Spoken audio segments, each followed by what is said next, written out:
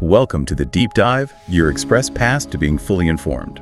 Today, we're swapping our usual deep dives into, well, complex concepts for something a bit more. High stakes. We're stepping onto the pitch, yeah. For an intense recap of the COPACCHAI Super July Men's Elite Cup Matchday 2, we've got the full breakdown for you, the action, the stunning upsets, those last-minute heroics, and the critical standings that have really shaken up the tournament. Think of this as your instant replay, your tactical debrief. We'll give you all the crucial knowledge you need from this absolutely thrilling competition. Yeah, and what's really fascinating here is just how much things changed from match day 1. I mean, that first round, Right. all those ties, it was almost like teams were, testing the waters. But match day 2, whoa! We saw incredible determination, some smart tactical plays taking advantage, and some, frankly, dramatic finishes. We're not just going to rattle off scores. We'll dig into the why behind these results, the strategies, the mentality shifts that decided who's moving on and, well, who's going home early. Exactly. The stakes were sky high, and boy, did the teams deliver. Okay, let's dive right into this epic match day 2. So, if match day 1 was all about feeling things out, sharing the points, match day 2 just blew that pattern wide open, didn't it? It really did. Teams finally, laid it all on the line. We got decisive wins, some real heartbreak across all 4 groups. You could see clubs taking huge steps towards qualification, while others are now staring at early elimination. The drama was just immense. You could feel it. Absolutely palpable. A real testament to the pressure cooker this tournament is. Okay, let's kick off with Group A. Remember, 2 draws there on match day 1. So the stage was set for some big results, and we definitely got them. First up, Paradise. They kept their good run going, didn't they? Managed a crucial 1-0 victory over Atlas, one of the host teams. A really gritty win for Paradise. Gritty is the word. And, despite Atlas having loads of possession, really pushing, Paradense's goalkeeper, Jaguara, he had an absolutely heroic night. Just phenomenal. It wasn't just saves either. It was his positioning, commanding the box, those crucial game-defining stops that you could see just frustrated Atlas. He basically put up a wall. And that kind of individual brilliance, especially from your keeper in a tight game, it can totally change the outcome, forces the other team into, riskier shots. Yeah, Atlas must have been pulling their hair out. And then the other game in Group A, arguably even more of a shocker. CA Latia completely bossed their game against Tigres, winning 2-0. The Zet Club looked incredibly sharp right from the whistle. Fully deserved that win, really stamped their authority. They really did look clinical. But it's also important to remember what Tigres were up against. They were hit hard, weren't they? Missing key players out on duty with the Menor national team, their entire starting center-back pairing, that's huge. Oh, wow. Both of them. Both.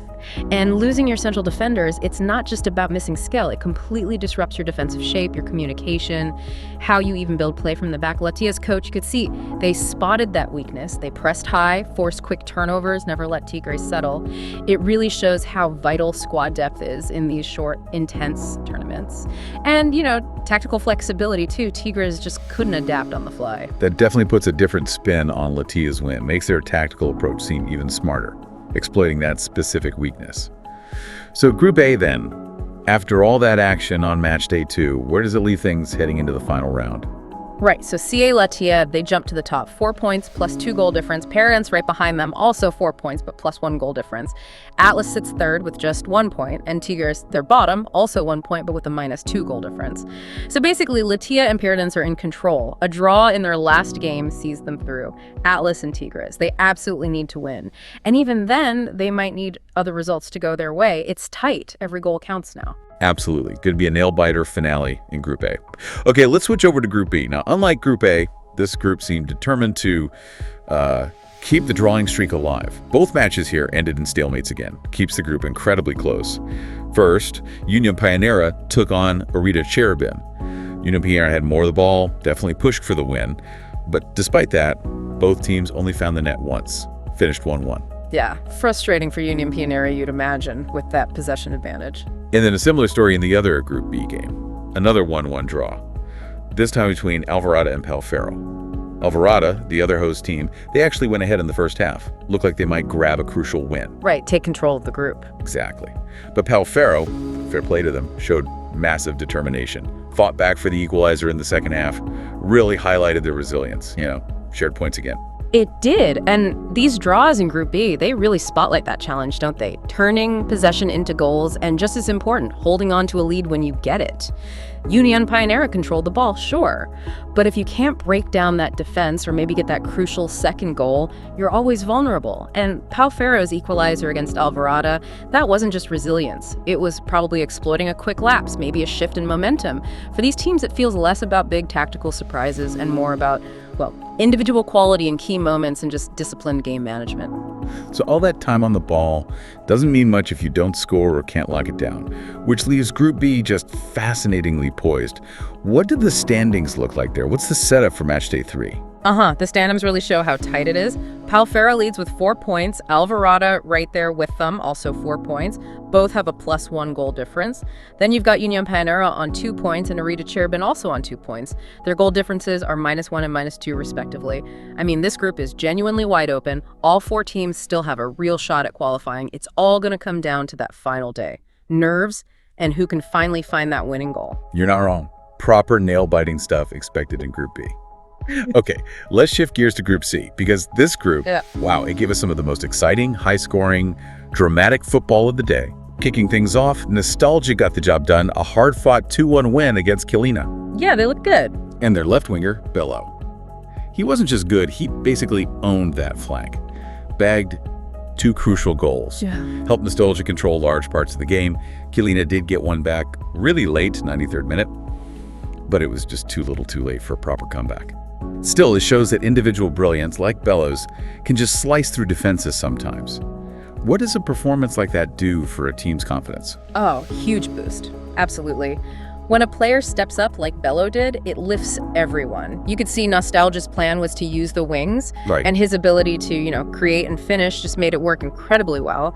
For Kilina, yeah, scoring late shows they didn't quit, which is good for morale, I suppose. But it also kind of highlights they left their charge way too late. The question for them is, can they bring that intensity for a full 90 minutes? Good point. Yeah. Now, if you thought that was exciting, strap in, because the real drama in Group C was Gema Calcio versus Cosmo Ross. Remember Gariyama? They got absolutely hammered 5-1 first time out. So this was it, a must-win game against Cosmo Ross to stay alive in the tournament. Huge pressure on them. Massive. And the game's tied 1-1. Only 10 minutes left when Bari Kalur scores his second goal for Cosmo Ross, puts them 2-1 up. And at that moment, with that scoreline, Gema Calcio were out. Eliminated on the spot. Done. Yeah, you could almost feel the air go out of the stadium for their fans. But what happened next? Just astonishing. The mental strength from Gema Calcio, they were right on the brink, staring elimination right in the face. But the team from Malaria, they just refused to die. Absolutely refused. They somehow conjured up this incredible comeback, goals in the 89th minute, and then again in the 92nd. Snatched a 3-2 victory. Sensational. Kept themselves alive, the navy and white. It wasn't just tactics at that point, it was pure belief. A psychological wave. They threw everything forward, took huge risks, and it paid off spectacularly. That never say die spirit, that could define a team's tournament. Wow, that kind of comeback, pulling it out of the fire like that, must give them an unbelievable lift. But is that sustainable? That kind of energy? Does it give them a massive psychological edge now? Or could they be, emotionally wiped after such a roller coaster? And tactically, what risks did they even take to score twice so late? It's definitely a double-edged sword, like you say. That high is incredible, validates their fight. But the physical and emotional drain, that's real. Tactically, they almost certainly threw the playbook out the window. Pushed defenders forward, relied on chaos, maybe a bit of luck, individual magic. High-risk stuff. The challenge for Gema now is bottling that momentum without needing miracles every time. And for Cosmo Ross. Serious questions now about closing out games under pressure. That's a tough collapse. So standings in Group C, Nostalgia are flying. Perfect 6 points plus 5 goal difference. Very strong. Cosmo Ross, despite the late loss, they're second on 4 points. Gema Calcio, after that miracle comeback, they jumped to 3 points. And Kilina, sadly for them, are on 0. Their last game is just for pride. What a story for Gema Calcio. Truly snatching victory from the jaws of defeat. Okay, finally, let's head to Group D. This is where we saw the first official elimination of the tournament. And again, thanks to some very, very late goals. In one of the real nail-biting finishes of the day, Boulevard grabbed a dramatic 3-2 win over Lyon, the winning goal. Intendio Soto Contreras popping up in the 94th minute.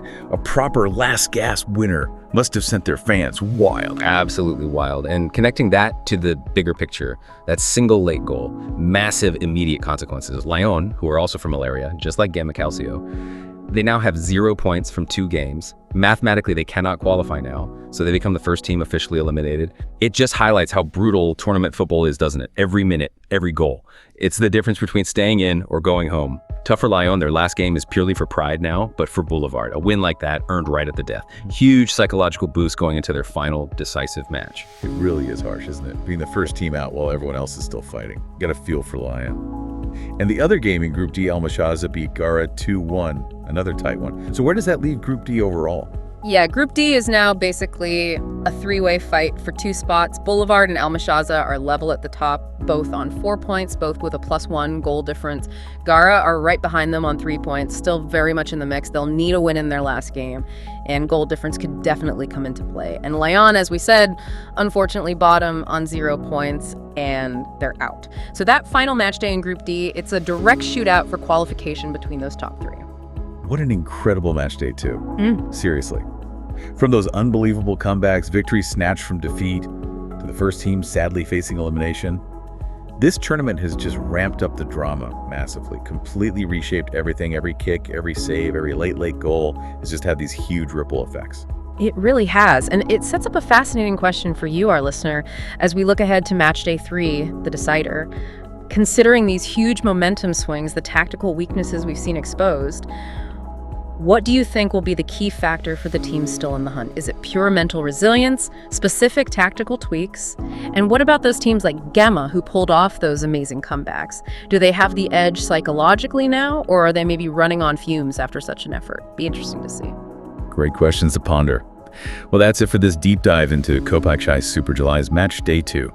We've broken down the key moments, the crucial insights, give you that shortcut to being completely up to speed on all the thrilling action. Until next time, keep digging deeper.